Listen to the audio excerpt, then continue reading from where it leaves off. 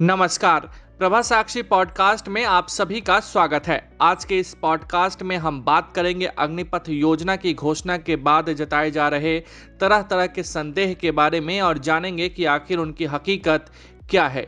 तो आइए सुनते हैं आज के इस पॉडकास्ट को। लेकिन उससे पहले अगर आपने हमारे चैनल को सब्सक्राइब नहीं किया है तो जरूर कर ले, ताकि हर रोज आप ऐसे ही इंटरेस्टिंग और जानकारीपूर्ण पॉडकास्ट सुन सके। पिछले कुछ दिनों में बहुत कुछ ऐसा हुआ है जो देश को जानना चाहिए और आपको भी जानना चाहिए। अग्निवीर आंदोलन के नाम पर लगाई गई आग कैसे बुझेगी? अभी तो ये आग बिहार में तेजी से फैल रहा है। यूपी के कुछ हिस्सों में भी हिंसा देखने को मिली है। बिहार के इस्लामपुर से लेकर तेलंगाना के सिकंदराबाद तक रेलवे स्टेशनों पर खड़ी ट्रेनों में आग लगा दी गई है। आर्मी, नेवी, एयरफोर्स तीनों में 44,000 जवानों की भर्ती निकाली जा चुकी है। अग्निपथ स्कीम को लेकर व्हाट्सएप और फेसबुक पर क्या आ रहे हैं, इसे मत देखिए, हम आपको पूरी जानकारी बताने जा रहे हैं। सबसे पहले तो केंद्र सरकार की अग्निपथ योजना का विरोध कर रहे उन तमाम प्रदर्शनकारियों को पूर्व सेना अध्यक्ष और देश के पहले सीडीएस जनरल बिपिन रावत का एक बयान सुनना चाहिए, जो उन्होंने 13 दिसंबर 2018 को दिया था। आज पूरे देश को, खासकर उन युवाओं को जो सेना में भर्ती होना चाहते हैं, स्वर्गीय जनरल बिपिन रावत की बात जरूर सुननी चाहिए।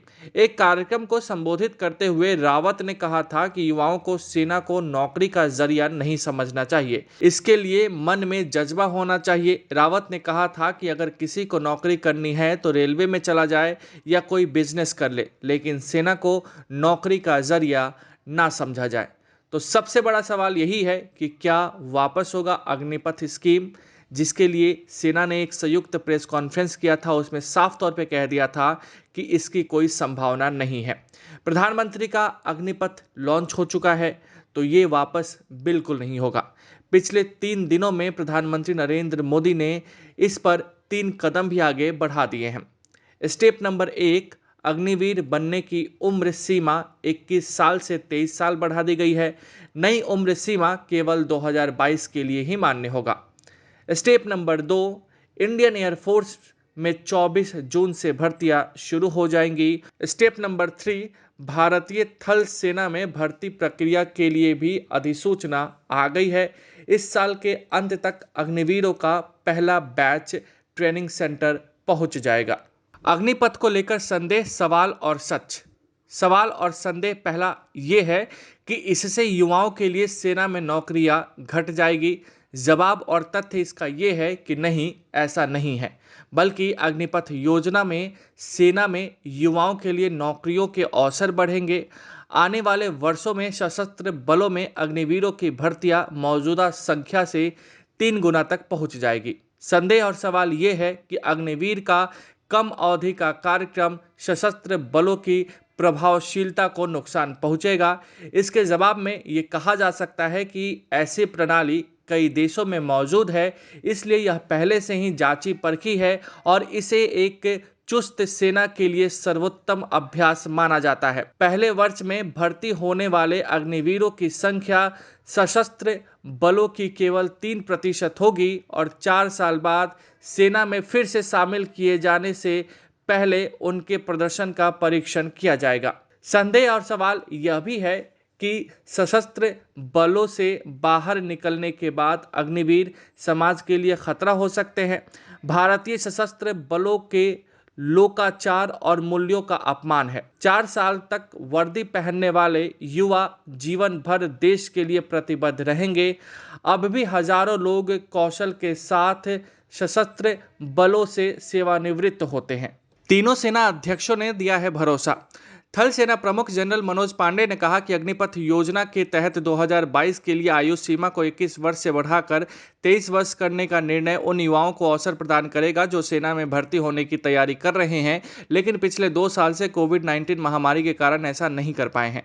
जनरल पांडे ने कहा कि सेना में भर्ती के लिए उम्र एक बारगी छूट देने संबंधी सरकार के फैसले के बाद जल्द ही प्रक्रिया घोषित की जाएगी। इसके साथ ही आर्मी चीफ ने जो ऐलान किया है उसका मतलब भी समझने की आवश्यकता है। सेना में भर्ती के लिए होने वाली रैलियां पिछले 2 साल से बंद है।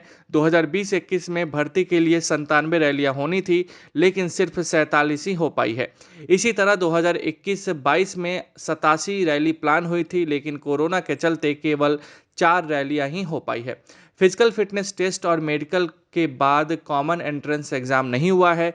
कॉमन एंट्रेंस एग्जाम नहीं होने की वजह से फिजिकल फिटनेस टेस्ट और मेडिकल क्लियर करने वाले छात्र भी सेना में भर्ती नहीं हो सके हैं। अग्निवीर स्कीम लॉन्च होने के बाद ऐसे छात्रों को फिर से रैली में जाकर दौड़ना होगा। अभी जो छात्र सड़क पर हैं, उनमें सबसे ज़्यादा गुस्से में ऐसे ही छात्र हैं। कई की उम्र 21 साल क्रॉस कर चुकी है। उन्हीं छात्रों के लिए पीएम मोदी ने आयु सीमा को 21 साल से बढ़ाकर 23 साल कर दिया है। फिजिकल फिटनेस टेस्ट वाली रैली शुरू होने पर अभी जो छात्र सड़क पर हिंसा कर रहे हैं, वो दौड़ की लाइन में लग जाएंगे। अगले शुक्रवार से एयरफोर्स की भर्ती प्रक्रिया शुरू होने वाली है। ये बताने के लिए air chief marshal VR Chaudhary कैमरे के सामने आए। वायुसेना प्रमुख वीआर चौधरी ने कहा कि अग्निपथ योजना के तहत वायुसेना द्वारा चयन प्रक्रिया 24 जून से शुरू हो जाएगी। एयर चीफ मार्शल चौधरी ने कहा कि 2022 के लिए अग्निपथ योजना के तहत भर्ती किए जाने वाले की उम्र सीमा बढ़ाकर 23 वर्ष कर दी गई है, जिससे कि सशस्त्र बलों में कहीं अधिक संख्या में युवाओं की भर्ती की जा सकेगी। उन्होंने कहा कि सरकार सशस्त्र बलों में भर्ती के लिए हाल में ही अग्निपथ योजना लाई थी। योजना के लिए न्यूनतम वर्ष 17.5 वर्ष है और अधिकतम वर्ष 21 साल है। वहीं नौसेना ने कहा कि बहुत जल्द ही भर्ती प्रक्रिया शुरू होगी। नौसेना के एक कमांडर ने कहा कि भर्ती के लिए अधिसूचना 1 हफ्ते के भीतर ही आ जाएगी। 10% आरक्षण के प्रस्ताव को मंजूरी।